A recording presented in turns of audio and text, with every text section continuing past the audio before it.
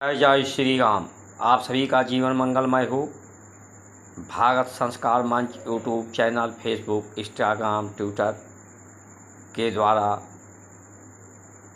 जन जागृति अभियान, सनातन धर्म, भारत की संस्कार संस्कृति के उत्थान के लिए उसे लोग अपने जीवन में महत्वपूर्ण स्थान दें, उसकी स्वीकारता की अनिवार्यता सबके जीवन में हो, जिससे एक दूसरे का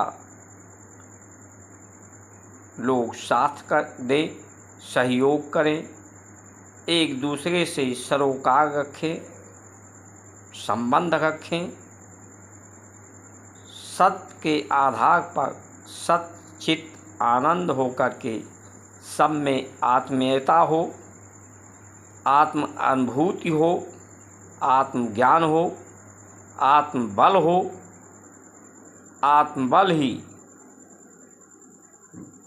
बड़ा बल है, श्रेष्ठ बल है, जो प्रेम और सेवा का सुअवसर प्राप्त होता है सबको।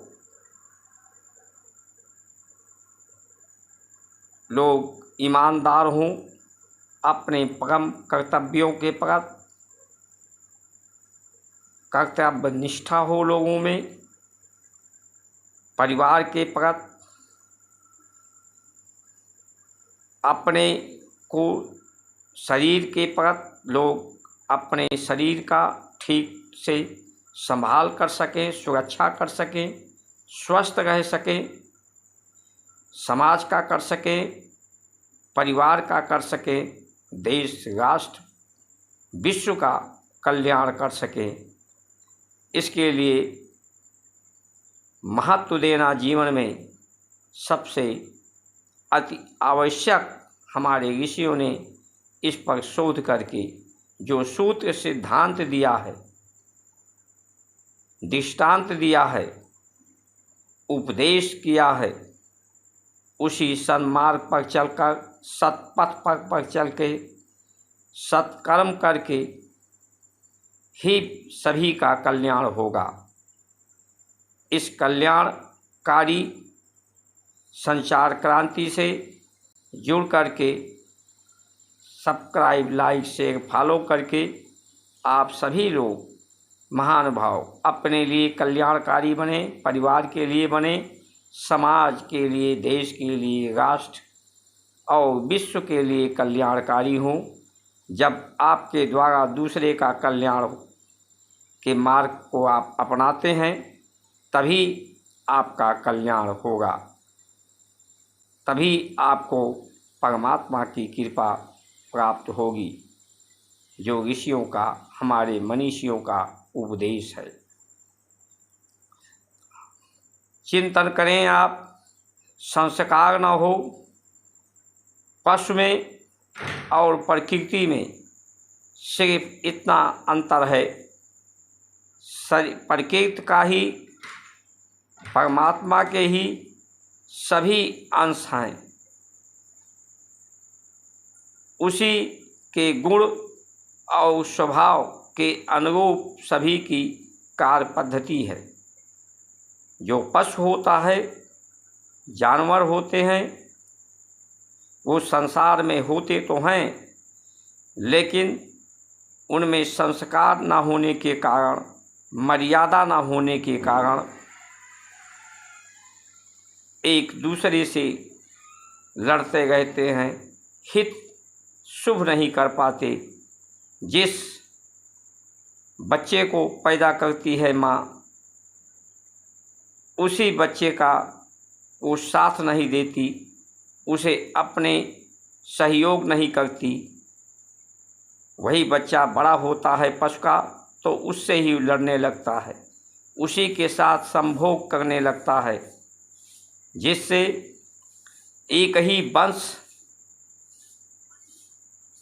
के साथ संभोग करने से उसमें उन्नति नहीं आती, उन्नत संतान को वो उत्पत्ति नहीं कर पाता। प्रकृति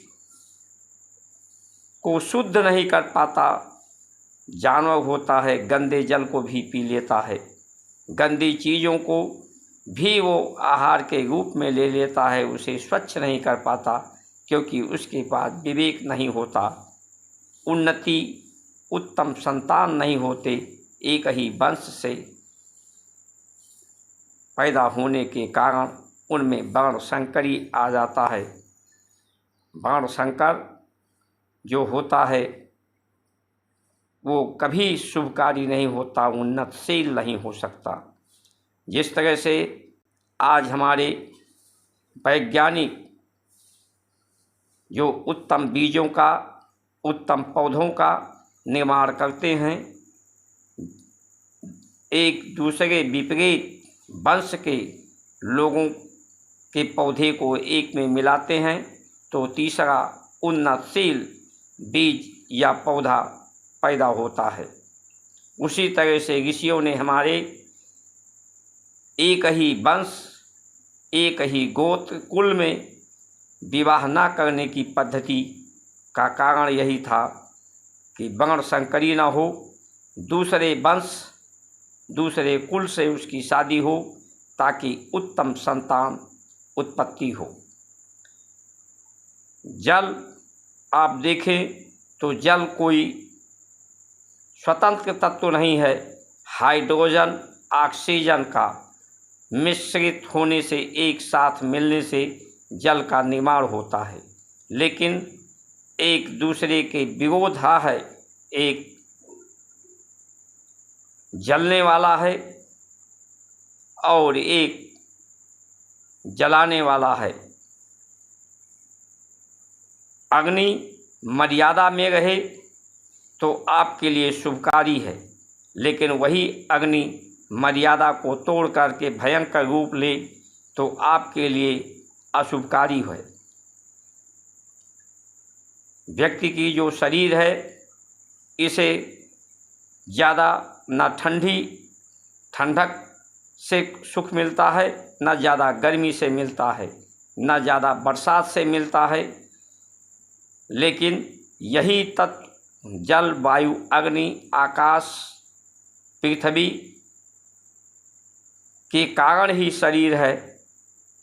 ये आपके लिए कैसे शुभकारी हो, मर्यादा कैसे रहे, उसी के सुरक्षा के लिए आप घर का निर्माण करते हैं। घर का निर्माण में भी उसमें सुरक्षा देखते हैं, वायु का संचार, प्रकाश का संचार देखते हैं। एक सत्य यही है, संसार तो है असत्य से के रूप में, सत्य के कारण ये संसार है। तो ये सत्य का जो स्वभाव है सबका, सत्य स्वभाव सभी का है, गुण सबका विपरीत है। संसार असत्य है, असत्य भी सत्य के समान मर्यादित रहे, तब ताकि एक दूसरे का लोग साथ दे सकें, सहयोग कर सकें, एक दूसरे का कल्याण करें। प्रकृति, इसीलिए प्रकृति को हम पूजनीय, वंदनीय करते हैं, परिवार का पूजन वंदन करते हैं, देवताओं का पूजन वंदन करते हैं, परमात्मा का पूजन वंदन करते हैं, ताकि हमारे अनुकूल सब कुछ रहे, प्रतिकूल न रहे। पूरी प्रकृति, पूरा संसार ईमानदार, जिम्मेदार, समझदार रहें लोग, पवित्रता, शुद्ध बुद्धि रहें, शुद्ध तत्वों का शुद्ध रूप में ग्रहण करें, सरलता से ऊर्जा को ग्रहण कर सकें, धारण कर सकें, क्योंकि जब जो ऊर्जा है एक नेगेटिव है, एक पॉजिटिव है, नकारात्मक, सकारात्मक, लेकिन जब दोनों को एक साथ मिलाया जाता है तभी एक परिणाम आता है। इसी तरह से हमारे शरीर का निर्माण है, इसमें वायु का जो प्राण का संचार है, नस नाड़ियाँ इसमें इस तरह से हैं कि एक विरोध में चलती हैं। एक चंद्र नाड़ी है, एक सूर्य नाड़ी है, जो आपके नथनों के दो छिद्र हैं। जब एक दूसरे से टकराते हैं मूलाधार में तो प्रकाश पैदा होता है, उसे सुषुम्ना कहते हैं। सुषुम्ना नाड़ी जागृत होती है तो व्यक्ति के अंदर उसके चित्त में प्रकाश पैदा होता है, उसी को सत कहते हैं। सत चित्त जब प्रकाश पैदा होता है तभी आनंद आता है, आह्लाद आता है, अनाहत आता है, उसे ज्ञान प्राप्त होता है, स्फुरा प्राप्त होती है, उसके मर्म जागृत होते हैं। मर्म के जागृत होने से ही उसमें प्रसन्नता आती है, उसमें करुणा आती है, दया आती है, धर्म आता है। इसलिए आइए हम सब भारत की जो संस्कार संस्कृति है उसी के सतपथ पर चलकर ही, जैसा ऋषियों ने हमारे दिनचर्या, वेशभूषा, भाषा, आहार व्यवहार, सद्व्यवहार का उपदेश किया है, उसी मार्ग पर चलकर सब लोग मर्यादा में रहेंगे। प्रकृति भी और हर प्रकृति सृष्टि एक दूसरे का साथ सहयोग करेंगे, सब में मानवता आएगी, सभी में शांति आएगी, सभी स्वस्थ निरोग होंगे, निरोग काया होगी सबकी। इसी उद्देश्य से संस्कार हमारे हैं कि संस्कार के द्वारा सभी एक दूसरे के लिए शुभकारी हों,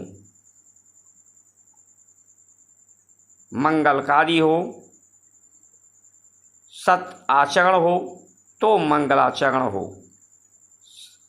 सच्चरण बगैर संस्कार संस्कृति के लोगों में नहीं आता है। आज लोगों के पास साधन है, शरीर है, समय है, इसका सदुपयोग लोग नहीं कर पा रहे हैं।